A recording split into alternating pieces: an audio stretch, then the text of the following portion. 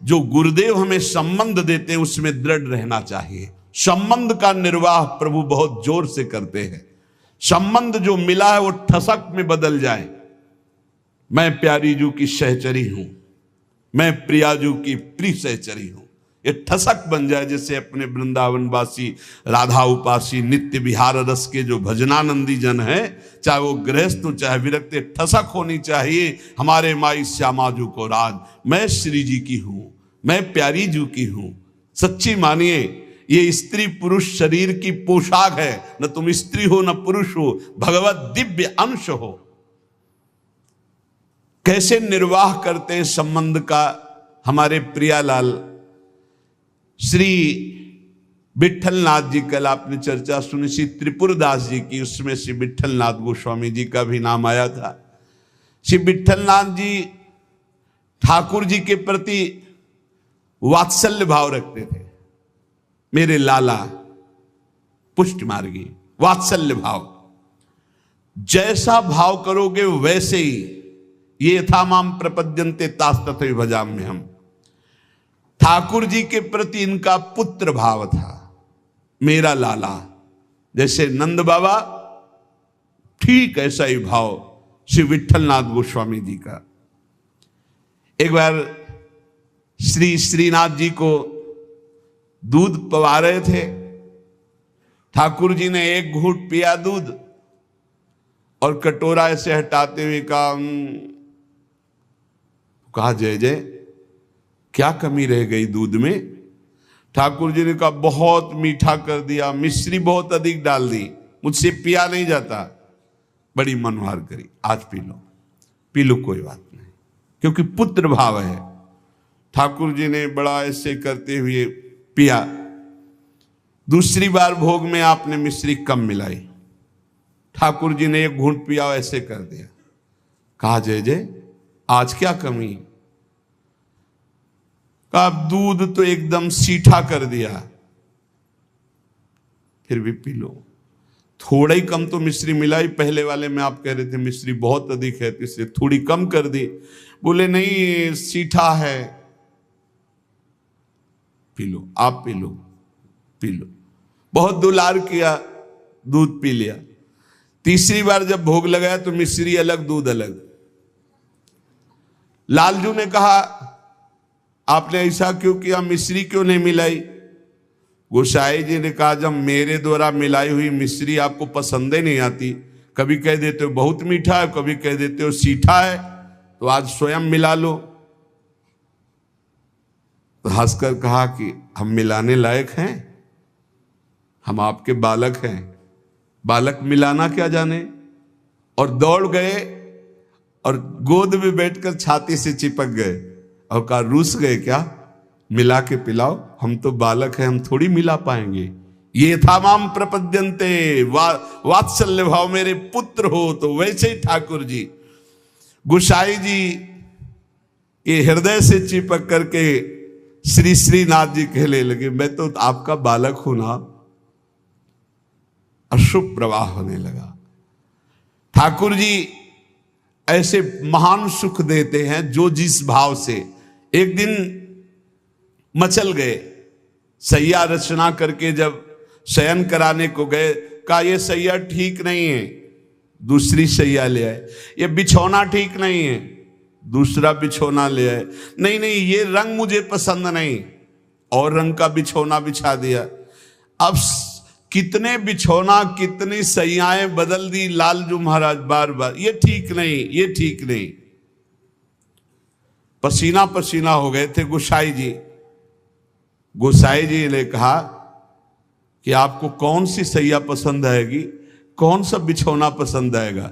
बोले बताओ, तुम सैया बनो और तुम्हारी छाती पे हम सोएंगे, क्योंकि हम यशोदा मैया की गोद में ही सोते। अगर दिन में कभी अथाई में बाबा के पास गए तो उनके तोंद पे लेट के सोते। तो आप लेटो और आपकी गोद में हम। श्रीनाथ जी, श्री विट्ठलनाथ जी गोस्वामी जी की गोद में जैसे माँ की गोद में बच्चा, ऐसे श्रीनाथ जी सोए। एक दिन श्रीनाथ जी के सामने गिरिराज जी से बंदर आया, हु ऐसे किया, वो जैसे बंदर करते हु ऐसे, वो बड़ी जोर रो पड़े श्रीनाथ जी।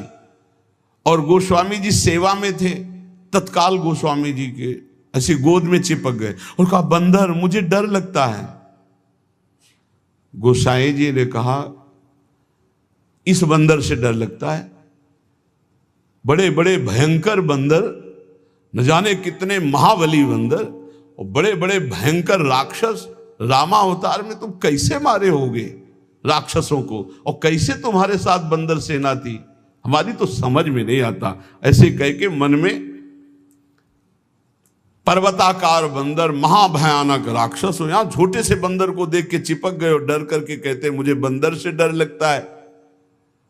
जब शयन करने गए तो ठाकुर जी ने शयन में कहा कि देखो गोसाई जी, एक ही भाव रखो, एक म्यान में दो तलवार नहीं होती। यदि पुत्र माना है तो केवल पुत्र मानो, अगर भगवान मानोगे ऐश्वर्य तो फिर पार नहीं पाओगे, हम ऐसा ऐश्वर्य दिखाना शुरू कर देंगे। अगर पुत्र माना है तो केवल पुत्र ही मानो, तो तुम्हारा बेटा बंदर से डरेगा कि नहीं?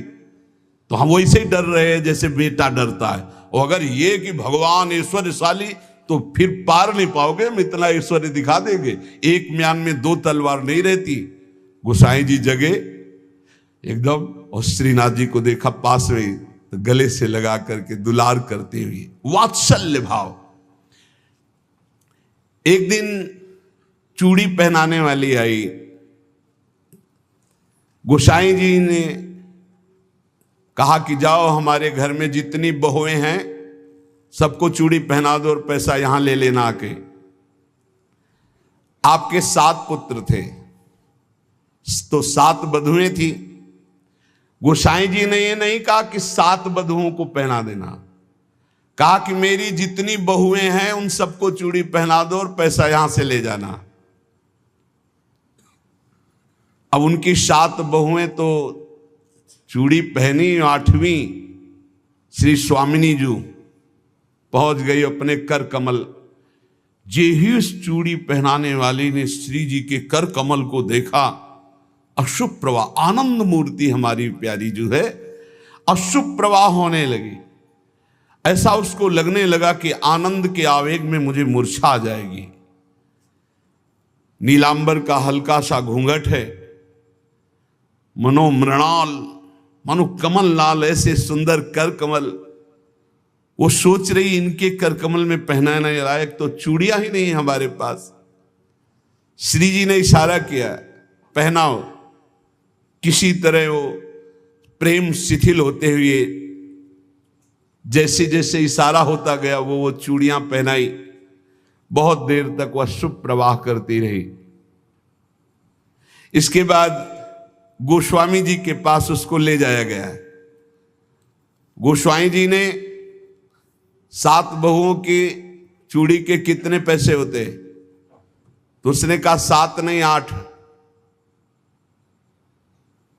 गोसाई जी ने कहा 7 बहुएं, तो तू 8 की बात कैसे कह रही?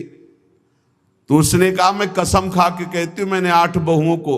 तो बोले जब 7 हैं ही तो 8 कैसे? तो उनका कहा मैं कसम खा के कहती हूँ 8 बहुएं थी और मैंने 8 को पहनाई है, और जो 8वीं थी वो इतनी सुंदर थी, इतनी, और रोने लगी। गोसाई जी ने कहा कि ऐसा कैसे हो सकता है, चलो इससे झंझट हटे। 8 बहुओं की चूड़ी पहनाने के पैसे दे दिए। जब रात्रि में शयन किया तो श्री जी ने गोसाई जी से कहा कि उस चूड़ी वाली से क्यों झगड़ रहे थे? क्या आप प्रीतम लालजू को आप अपना पुत्र नहीं मानते? हाँ पुत्र तो हैं ही वो, हमारे मानने की क्या बात है। तो मैं कौन हूं? पुत्र बधू हुई कि नहीं? अगर आप कहते 7 बहुओं को पहना दो तो मैं कदापि नहीं जाती। आपने कहा मेरी सब बहुओं को पहना दो, तो 8वीं मैं हूं, मैंने ही धारण। श्री जी के इन वचनों को सुनकर गोसाई जी तत्काल उठे और बैठे बैठे रात भर रोते रहे कि लाडली जू कितनी कृपालु, कितना भाव स्वीकार करने वाली है। यहां एक बात ध्यान रखनी है कि गुरु प्रदत्त भाव के अनुसार, संबंध के अनुसार जब सेवा की जाती है तो बहुत जल्दी वो सेवा सिद्ध हो जाती है, आराध्य देव बात करने लगते हैं।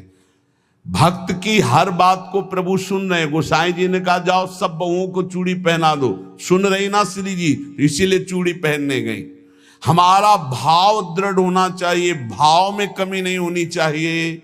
जैसा हम भाव गुरु प्रदत्त करेंगे वैसा ही इष्ट देव अनुभव कराएंगे। जाकी रही भावना जैसी, प्रभु मूरत देखी तीन तैसी।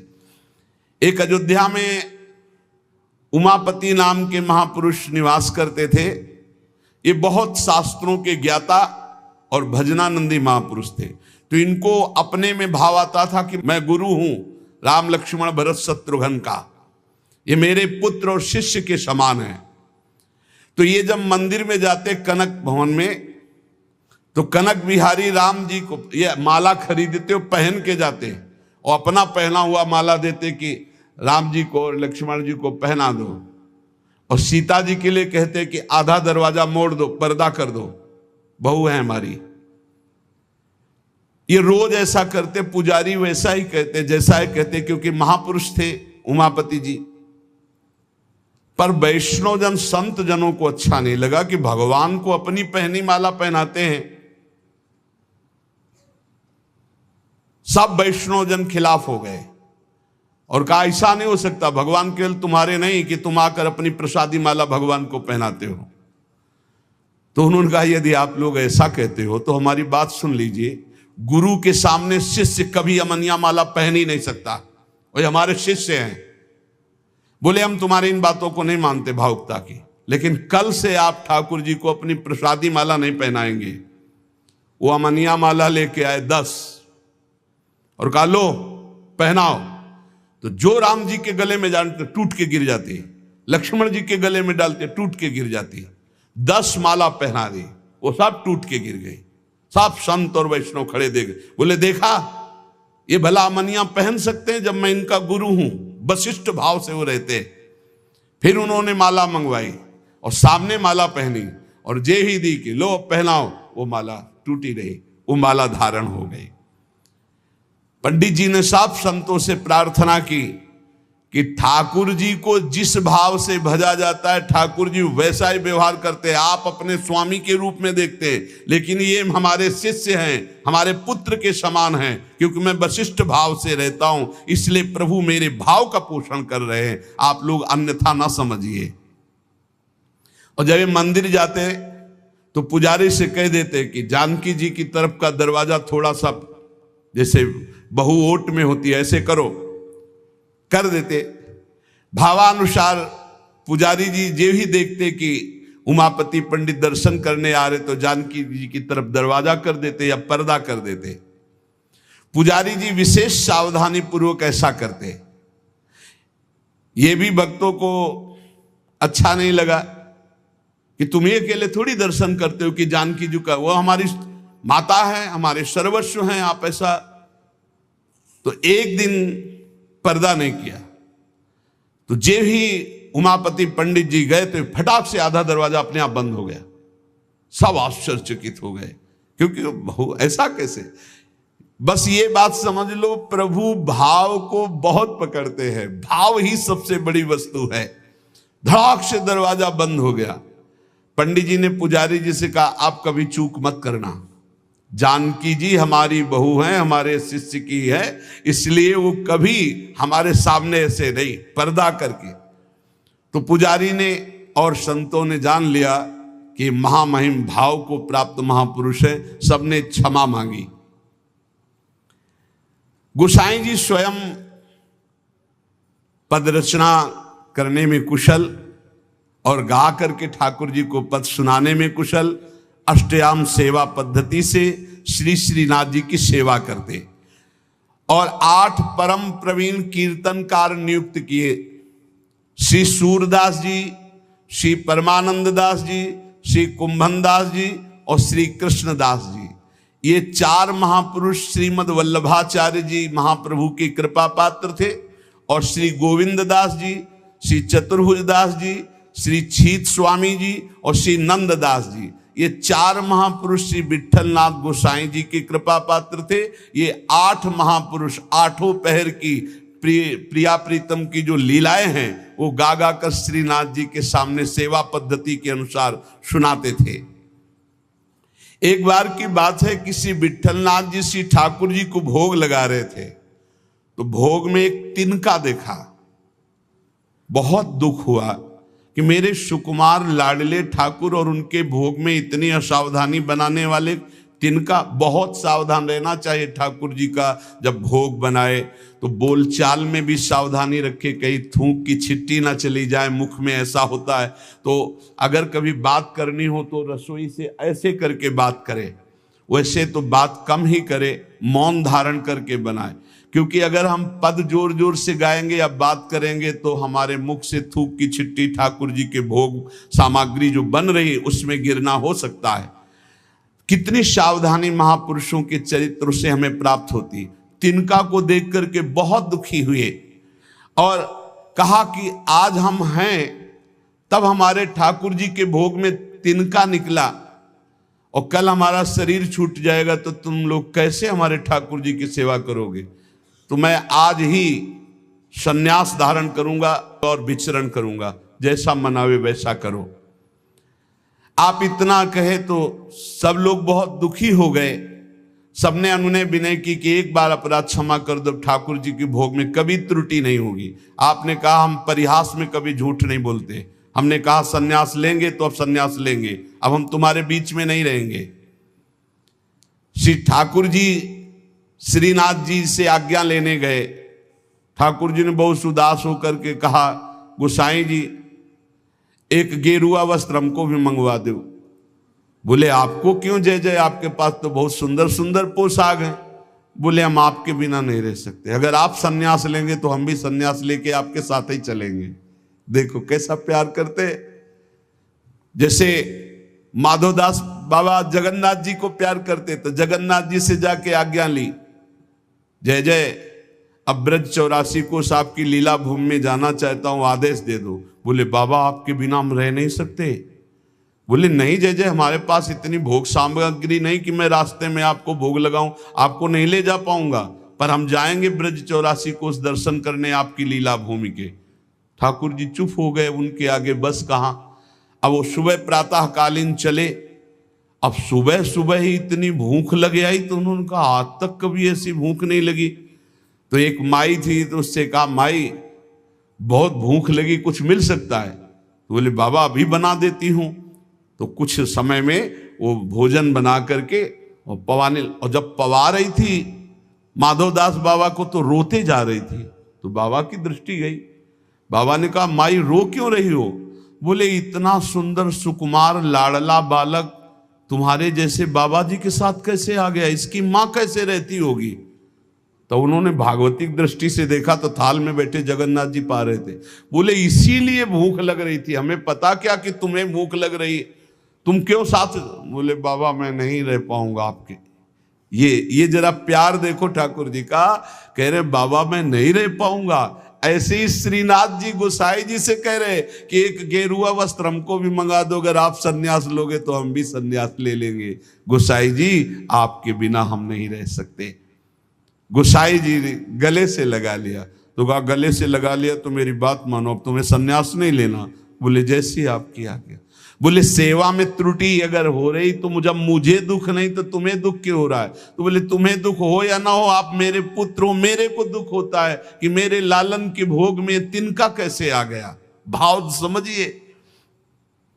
श्री विट्ठलनाथ गोसाई जी स्वयं सेवा में सावधानी पूर्वक, पर कभी कभी अगर त्रुटि हो जाए सेवा में तो बहुत ही असंतुष्ट हो। यह ध्यान रखने का विषय है कि हम केवल विग्रह की पूजा नहीं कर रहे, साक्षात श्यामा श्याम विराजमान है, साक्षात श्री जी विराजमान। हम जल पिवाएं तो उसी भाव से, भोग लगावें तो उसी भाव से, पोशाक पहरावें तो उसी भाव से। श्री गोस्वामी जी शयन करते थे गोकुल में आकर और नित्य प्रति श्री श्रीनाथ जी की सेवा में आते। यहां जतिपुरा गोवर्धन में श्रीनाथ जी विराजमान थे, तो आप घोड़े पे चढ़ करके आते थे। यदि कहीं आने में कुछ विलंब हो जाए तो अन्य सेवा चाहे कोई कर ले, पर आरती आप ही रोज करते थे।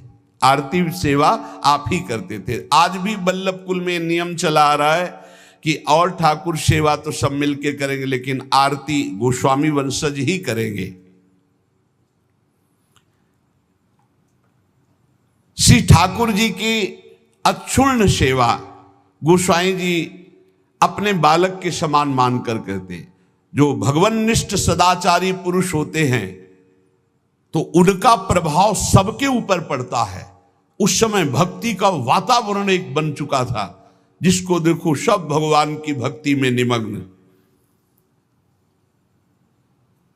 जो श्री विट्ठलनाथ जी थे, ये श्रीमद वल्लभाचार्य जी के द्वितीय सुपुत्र है। आपका जन्म प्रादुर्भाव विक्रम 1572 में काशी के निकट चुनारगढ़ में हुआ। श्री आचार्य महाप्रभु वल्लभाचार्य जी ने प्रयाग में अड़ैल में आकर आपका जन्मोत्सव मनाया। बड़े शुभ संस्कार बचपन से ही। आचार्य महाप्रभु जी के निरीक्षण में आपने समस्त शास्त्रों का सम्यक अध्ययन किया और गृहस्थाश्रम में प्रविष्ट हुए। आपकी 2 पत्नियां थी, रुक्मिणी जी और पद्मावती जी। श्रीमद वल्लभाचार्य महाप्रभु जी के गोलोक गमन के अनंतर उनके ज्येष्ठ पुत्र श्री गोपीनाथ जी, ये द्वितीय पुत्र से श्री विट्ठलनाथ जी, गोपीनाथ जी आचार्य गद्दी पर बैठे, परंतु थोड़े ही समय में वो गोलोकवासी हो गए।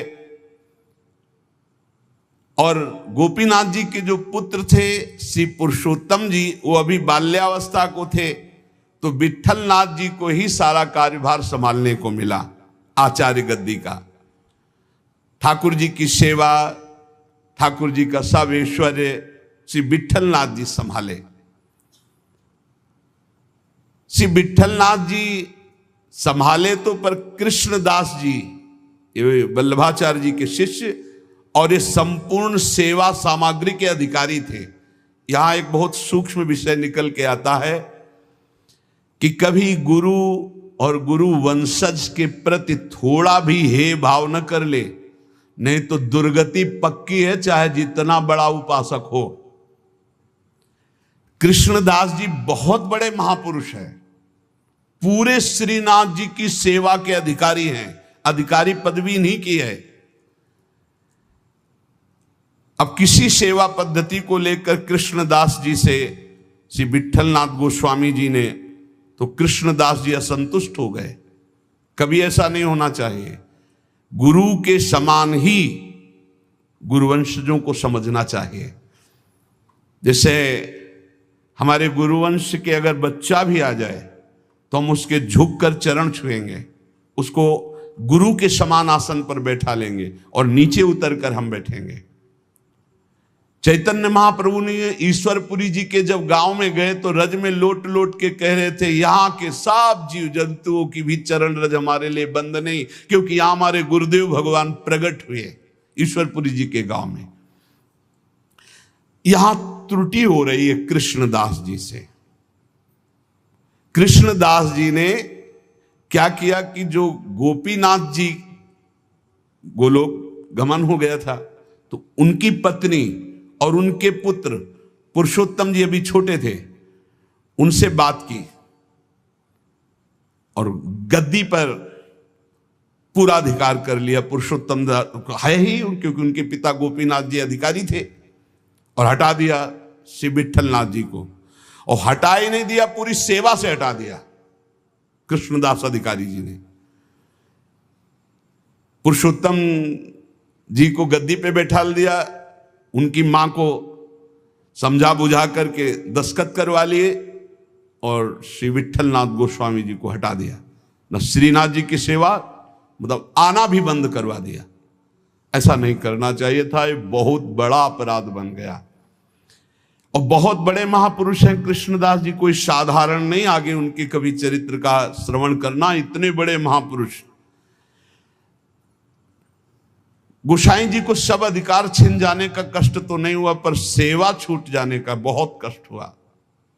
और महापुरुषों के हृदय में किसी भी तरह का यदि कष्ट हो गया तो उसे फिर भगवान बर्दाश्त नहीं करते। आपको बहुत क्लेश हुआ, श्रीनाथ जी का दुलार छूट गया, सेवा छुटवा दी कृष्णदास अधिकारी ने, आप पाराशौली में जाकर रहने लगे, पर बहुत दुखी अंदर से, और दूर तक वहां तक आते जहां श्रीनाथ जी की ध्वजा दिखाई देती है, वहां से साष्टांग दंडवत करके बहुत एकाग्रता पूर्वक ऐसे देखते मंदिर की तरफ, रोने लगते श्री विट्ठलनाथ जी। ये बहुत बड़ी हानि का विषय, बहुत बड़ी हानि का विषय। गुरुजनों से विरोध करने का मतलब है सर्वस्व का नाश, चाहे जितना बड़ा भी कोई तपस्वी भजनानंदी हो। एक श्री रामदास जी भीतरिया जो ठाकुर जी की सेवा में रहते थे, वो श्री विट्ठलनाथ जी की स्थिति से परिचित थे। वो रोज गुप्त रूप से समय निकालते, यद्यपि श्री कृष्णदास जी ने उनको भी मना कर दिया था, पर वो जाते और गोसाई जी को श्री लालजू का बीड़ा प्रसाद देते। बीड़ा प्रसाद आंखों से ऐसे रख करके खूब रुदन करते श्री विट्ठलनाथ जी। ये बहुत बड़ा अपराध है, बहुत बड़ा अपराध।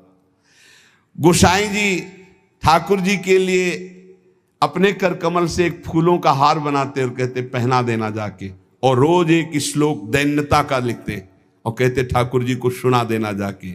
श्री रामदास जी नित्य प्रति आकर वो फूलों का हार और ठाकुर जी को एक श्लोक सुनाते, ठाकुर जी को फूलों का हार पहनाते, और ठाकुर जी रोज एक पान की बीड़ी देते जो उनको जाके देते और उनको प्रणाम करते। एक दिन ठाकुर जी ने संदेश में कहा कि गोसाई जी से कह दो मेघ तो समय पर बरसेगा, तुम दुखी क्यों हो रहे हो? मेघ तो समय आने पर बरसेगा, तुम दुखी क्यों हो रहे हो? विट्ठलनाथ जी के सामने जब जाकर रामदास जी ने कहा मेघ तो समय पे बरसेगा, आप दुखी क्यों हो रहे हो? लालन ने ऐसा कहा है। तो विट्ठलनाथ जी ने कहा कि मेघ तो समय पे बरसेगा, पर चातक अपनी टेक पुकार क्यों छोड़ेगा? चातक तो रटता ही रहेगा। बहुत सुंदर बात। अगर चातक अपनी रटन छोड़ दे तो चातक कैसा? मेघ तो समय पे बरसेगा, वो बरसे, लेकिन चातक अपनी रटन नहीं छोड़ सकता। मेरी रटन घटने वाली नहीं, मैं तो रो रो कर आपको पुकारता ही रहूंगा। चातक रटन घटे घट जाई, बढ़े प्रेम सब भांति भलाई। विट्ठलनाथ जी